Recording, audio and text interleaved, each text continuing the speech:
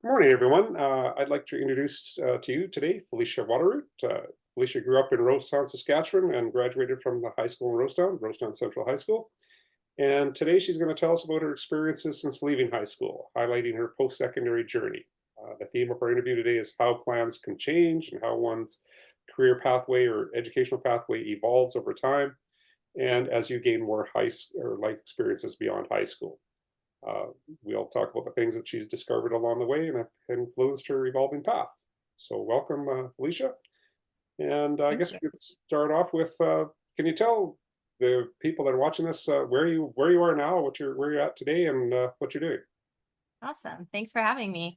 I'm currently living in Mississauga, Ontario. I have been since I graduated undergrad in 2019. And I'm currently back in school again, doing my Master's of Environmental Studies in Geography at the University of Waterloo. And working on a really cool project looking at flood adaptation in the lower mainland of BC. So I've been working in the climate adaptation and flood resilience spaces. So, and that's one of the reasons why I wanted to talk to you, Felicia, because I know when you left high school, I was your career counselor in high school, and I can remember you were a very strong academic student with exceptional language arts skills, though you were pretty strong at every academic subject. And if I'm not mistaken, your initial thoughts at the time were you're going into a field where you could utilize your writing skills and maybe perhaps look at writing as an author or something like that. Can you kind of elaborate on that, what that plan was leaving high school? Yeah. So I've always been passionate about writing both in a creative manner through like short stories and poetry and fiction, but also I really love writing research papers and getting into the whole research process. And so when I was leaving high school, I wanted to be able to use my writing skills, but I didn't want to get to go straight into an ELA program or a creative writing program because I felt that while I had the skills to write and to develop that, I didn't have the life experience or like the knowledge of the broader world and how things work. So I really wanted to learn about other disciplines. And I thought at the time, okay, if I want to become an author, at least then I'll have some other experiences and perspectives to draw upon. And then I ended up just getting sucked into the research world. I still do get to write quite a lot. I wrote my own poetry book a couple years ago, and I write a lot as a grad student. But yeah, my thinking at the time of high school was I didn't want to limit myself just to creative writing or English. I wanted to be able to experience other disciplines like political science and economics and history to just kind of see what else was out there in the world that I didn't know about. That's interesting because I think like what I kind of take away from what you're saying there is like instead of just focusing on that one certain career lane, you wanted to broaden your horizons a little bit before you kind of made that final or more formal decision on what to do. So that's maybe a good takeaway for students to realize too, that maybe just don't have such a narrow focus when you're leaving there. So I Yeah. guess one thing, this is just to help students that are at that age right now if they're watching this. Who are some of the influencers, or where'd you who helped you evolve that plan? Or is it just something you came up on your own, or is it just more, was there other people involved in that? I think I had a lot of discussions with you and with my family and friends about, okay, I'm good at writing, but what is my plan afterwards? What kind of career paths do I think I might want to go down? And I decided to enroll in a really interdisciplinary program.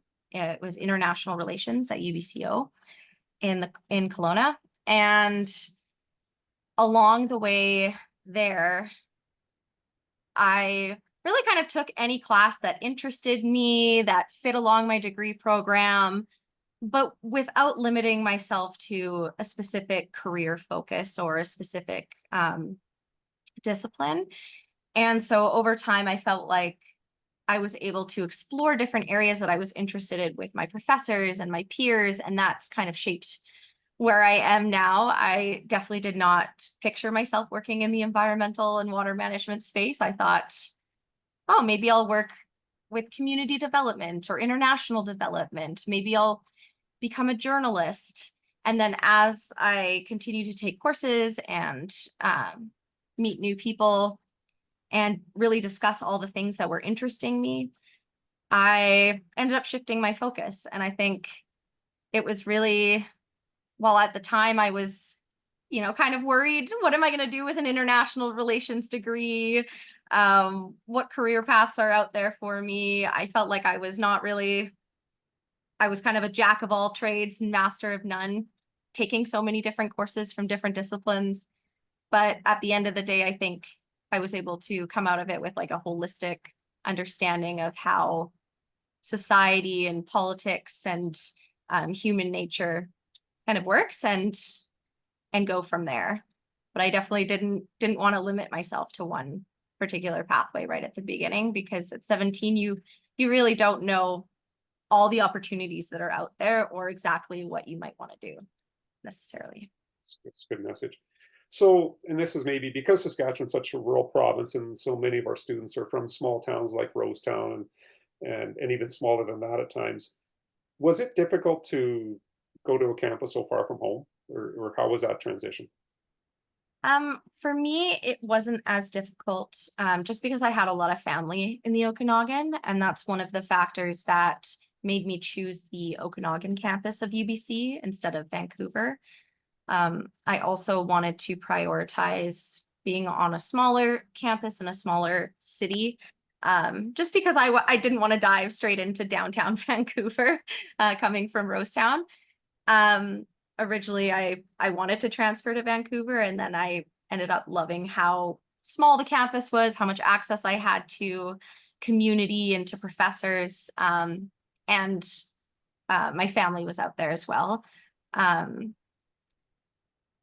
but I definitely feel like what helped me through the transition was just finding a really great community there and just putting myself out there to meet new people, who would become my community in Kelowna.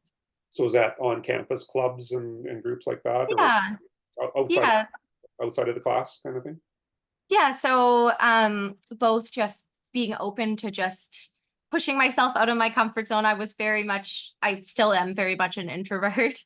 And so um, when I started my first year, I kind of had to break that mindset of, okay, I've grown up around the same cohort of people for the last how many years that I've known everybody, and here I know no one. So I need to really put myself out there, make conversation with people in classes, go to orientation events. I joined an outdoors club just because I hadn't had a lot of experience camping in Saskatchewan, and BC is very outdoors focused, the culture there. And so I started meeting like-minded people and getting involved that way.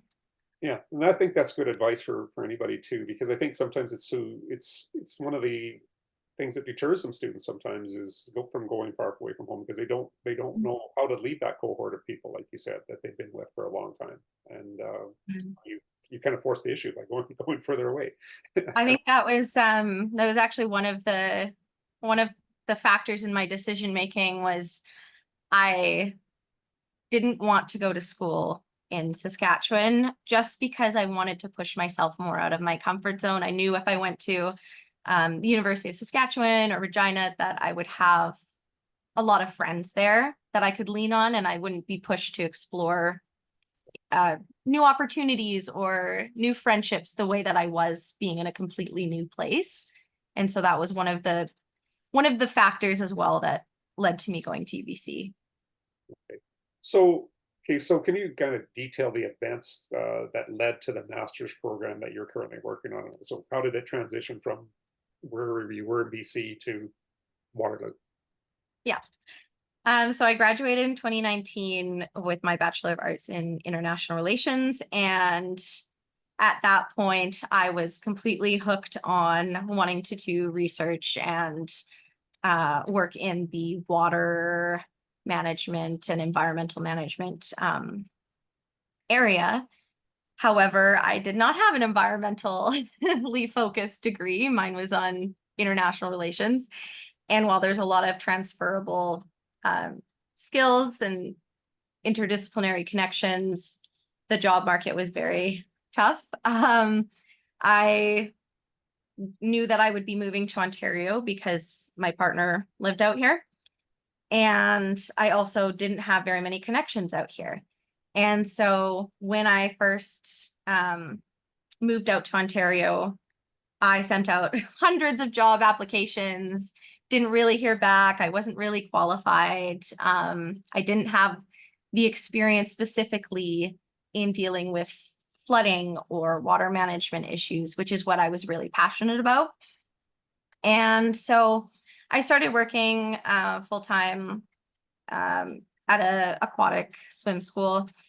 And during that time, I thought to myself, okay, how can I fill in those gaps for the skills that I currently don't have, or the knowledge basis that I currently don't have?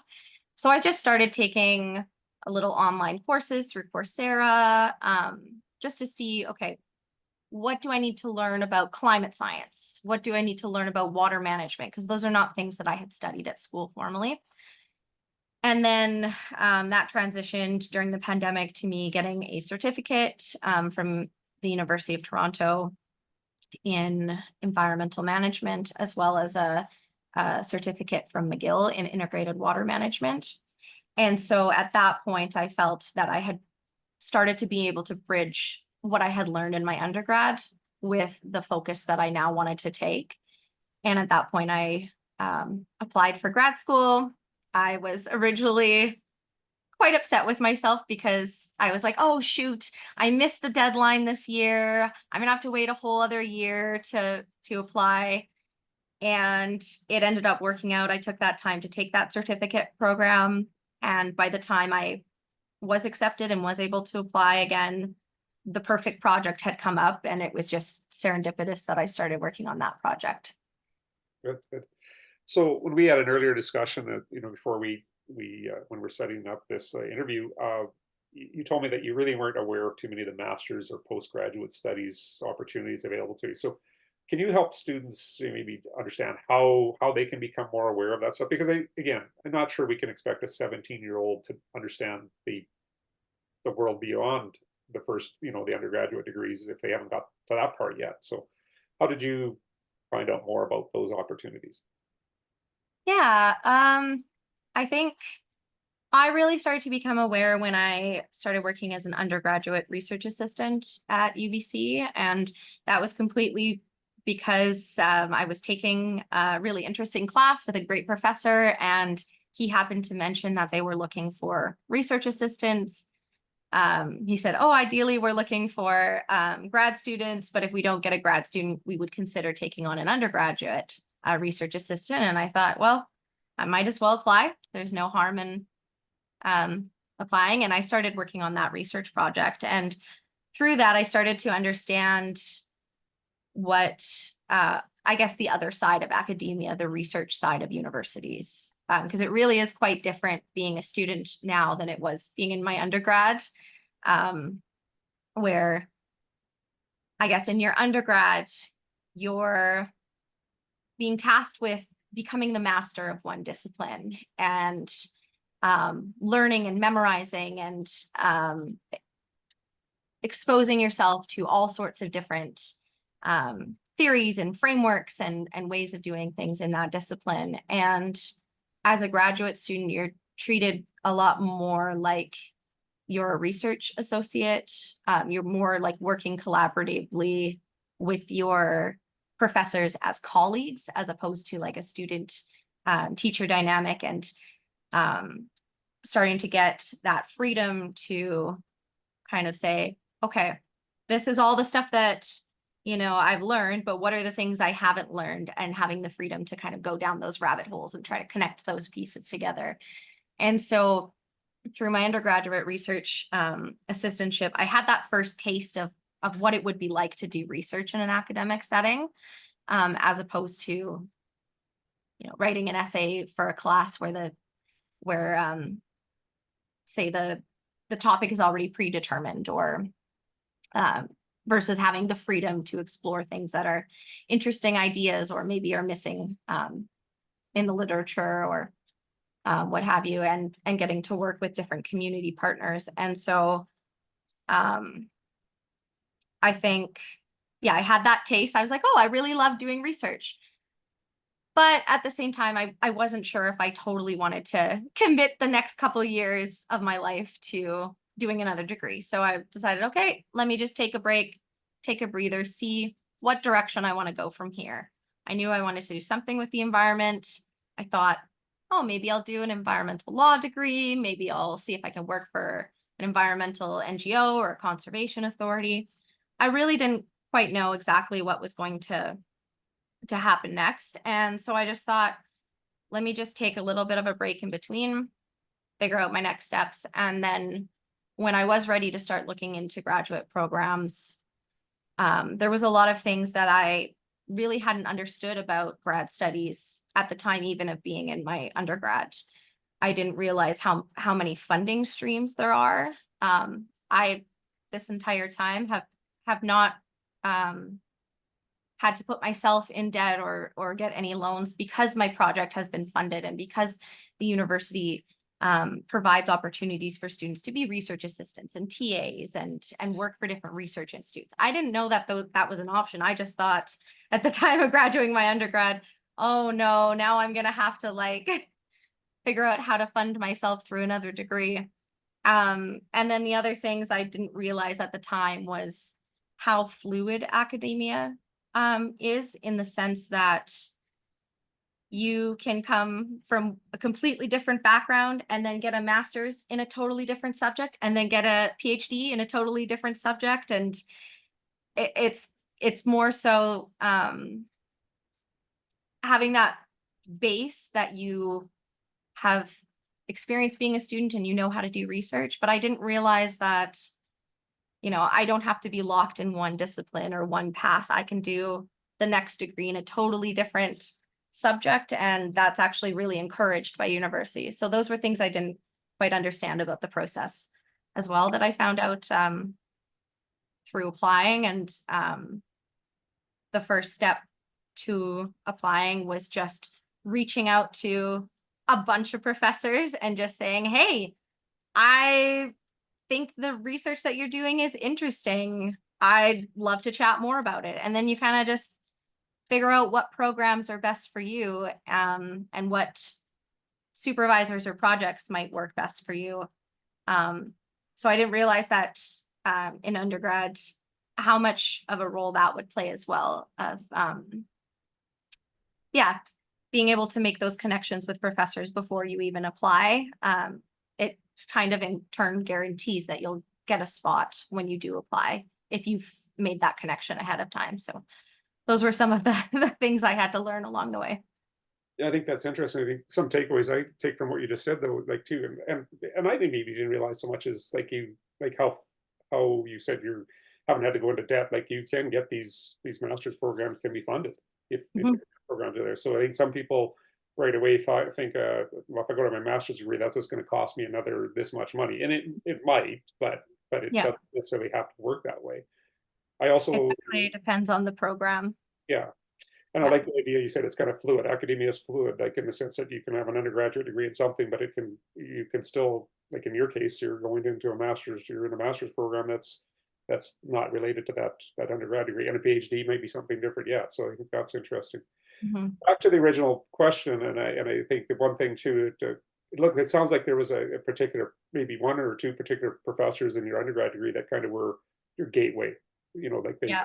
they were the opportunity or the discussions that kind of gave you that kind of opened that door or that opportunity. Is that accurate? Yeah. Yeah. There was two professors that I took a lot of classes with. One was in anthropology and one was political science. And I think they were both really foundational in my undergrad. They also were both really great references and resources when I was looking into grad school as well. But the first was the supervisor that I worked with on that research project in undergrad. He really fostered my interest in looking at water related issues in a different way that I hadn't considered before. And the second was the political science professor who really pushed me with my writing and with my research throughout my undergrad. And when I was in my fourth year, I started talking to him about, okay, what are kind of the options next? I started throwing out some ideas, and I said, okay, I might be interested in maybe environmental law. And so he suggested a university out in Ontario. And so I started looking into that. And then that university had a joint environmental law and environmental studies program. So then I was like, oh, I didn't even realize I could do environmental studies, because at UBCO, we only had environmental sciences. And I'm unfortunately not strong on the math and science as much as on the social sciences stuff. And I didn't even realize I could do a degree in environmental studies. And then I started looking into that further from there. So they definitely led me down the path to look at the universities here, as well as the research topic that I'm interested in now. So get to know your professors. Yep. Not a Yep. bad idea in the undergrad program. That's good. So some challenges you faced. Have there been some challenges along the way that have how have you learned to cope with or overcome those challenges? Um, so I definitely had to learn how to network a lot, especially in grad studies. Or before grad studies, I underestimated the value of networking and building those connections. And I think had I had stayed in Kelowna afterwards, I probably wouldn't have had too much trouble getting a job in my interest area because of the work I had done in Kelowna. But I moved to a completely new place, and I didn't quite put myself out there in terms of trying to meet professionals working in this field. And so once I started grad studies, I ended up working for a research institute at the university that's allowed me to go to all sorts of conferences and events and have those networking opportunities. And now I'm like, oh, okay, all those organizations that I had just like wildly like thrown my application out into the wind before, now I'm like, oh, I know so and so who works here, and I've met so and so who works here, and so at this organization and I are doing a research project together. And so I think that stakeholder convening and relationship building and networking is a really important thing that I've had to push myself to do, because again, I am an introvert. I used to be very nervous, like approaching strangers or reaching out of the blue. And I found that every time I have kind of reached out of the blue and tried to make that connection, it's always gone well, because people are excited about their work. People want to share things. People are generally pretty open to connecting with students or young professionals who are looking to get into the field. And so even just even the job that I have right now was completely me just emailing the organization saying, hey, do you have any student opportunities currently? And they got back to me with, you know what, we do have some funding to hire a research assistant. Sure. And so I think that was one of the challenges that I've learned to overcome, is just not being afraid to put yourself out there and reach out and meet those strangers and have those conversations, even if you feel like you're, I guess for myself, I often feel like, oh, these people are so smart and so well established in their career, and I don't feel like I belong in these conversations. And it's just about coming to the realization of everybody's always learning. Everybody's felt that way at some point or another, and it's just about pushing through that and just making connections and stuff. So that was one for sure. It sounds though like you even started that in your undergrad program by moving away from here, like and going further from home, and having to force to learn get a new cohort of friends and peers and Yeah. to associate with. So I think it's practice. I think it sounds like practicing is, and I'm an introvert too, and I think you're right. It's not always comfortable to put yourself in a new situation with new people, but the more you do it, the more comfortable it Right. gets too. So you didn't shy away from it. So good for you. Um, I know one of the things I often heard as a career counselor, and when I was working full time in the school system was, well, I can't really go into that because that's going to take too long. You graduated from high school, 7, 8 years ago now. You're still in your training program, post secondary. So how do you answer that to? What would you say to some young person who said that to you today? Yeah, I think the time will pass no matter what you're doing. So you might as well do things that you are feeling enriched by the experience and you feel like you're learning and growing. I've also learned that there is no rush to get anywhere and that everyone has their own path and their own timeline, and that's totally okay. I think I used to often compare myself to other people being like, oh, they're already like established in their career, or they're starting a family, or they're at a different place in life. And it's just coming to the realization that we all have our own journeys and you're not ever too old to do something. My partner, he is a great example of this. He was a professional pilot, worked for the airlines, and now he's back in school doing a computer engineering degree, and he's 30. So it's never too late to go back and try new things, or Whatever, yeah, and I guess, oh, sorry. whatever length of time it takes, it takes. Yeah, and I think it's also coming to the realization that if you're happy with what you're doing and you're feeling like this is an enriching experience to be in school, then why not? There's no rush to move along any one path over the other. And I think also I've gained a lot more professional experience within my field as a master's student than I did in the years that I was in the workforce in between there.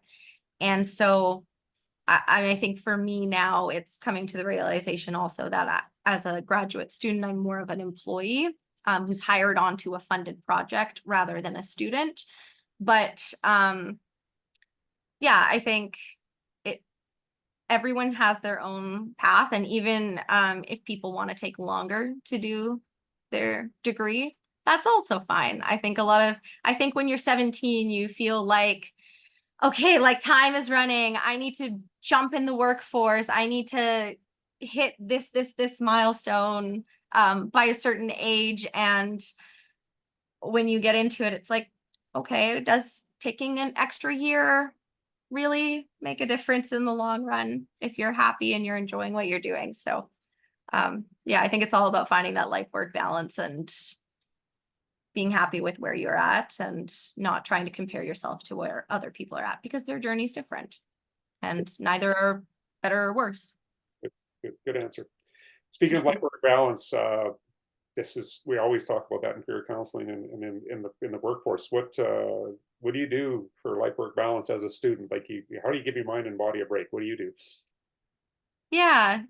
So I try to set realistic goals, but if I need to take a day, or if I need to have a less productive day one day, it'll all work out in the long run. I think it's really important to just prioritize your health and well-being, and also fit in spaces to explore fun things that aren't related to school or work or whatnot. So like I love to write still. I write poetry in my spare time. I love getting outdoors and camping and canoeing and hiking, and that kind of stuff.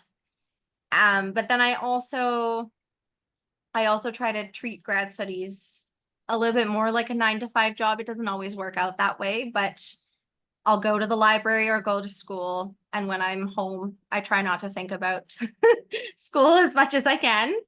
And then I think the other thing is, yeah, it's important to find a community who understands where you are in that, either within that field or within that stage of your life. Like I have a lot of um, student and academic colleagues who are part of my community. I have a group that I meet with once a month, and we talk about these climate change issues, and we, you know, work through that, the stress and anxiety that we feel in this space. And so I think it's important, one, to, you know, prioritize your tasks and take breaks when you need it, to have those outlets that are not school or work, and to find a community that understands what you're going through and who can support you through that time. I was very lucky that at the same time that I joined my program, there were 2 other girls who were also joining with the same professor. And so we became a little cohort, and ended up doing our research together in BC. And so I know that I always have them to understand where I'm at in my program, because they've been through it too. So it's great to find your community. Good answer. I guess the career aspect of it, the occupational aspect of it. So what can you describe what kind of with the master's program and like you are doing now, what kind of occupations could it lead to if it, you know, if this is where you, if you stayed in this lane? Yeah. So there's this is also something I really didn't understand before. I thought, okay, if I'm doing academic research, the end goal has to be being a professor, and I don't want to be a professor. um, but there's so many other ways that you can, at least with like a master of environmental studies degree, or something in the climate change and disaster environmental space. There's so many different avenues that you can go with that. Afterwards, I have a lot of friends who decided they wanted to keep doing research, but they didn't want to stay in the academic space per se. So they started working for either local or provincial or federal government as policy analysts, or they started working at research institutes and different organizations like that. I also have friends who they finished their master's degree and they said that was great, and now I'm just going to go work at a private company that is looking to innovate different things for sustainability, or is working on flood mapping or this or that. So you can either continue in like that public kind of sector research, the private sector research, or you can continue down the academic route of getting your PhD and doing a postdoc. But there's also a lot of opportunities to do research in a non-academic setting, or in a not on the professor tenure track. So I have some colleagues who are working with me at the Research Institute now who are managing all sorts of incredible research projects and convening stakeholders from across Canada, and they don't have PhDs and they're not professors, but they're still engaging in research. And so I think, yeah, I'm not sure where I'll end up afterwards, but I think the skills of graduate studies, even if you end up doing a completely different stream of work later, they're really transferable. You're learning time management, you're learning critical thinking, and you're learning how to write and communicate effectively. There's a lot of skills that can be transferred into other roles, whether you stay in a research related track or not. So yeah, so that's good to know. So students might want to know, you know, where this would all end up.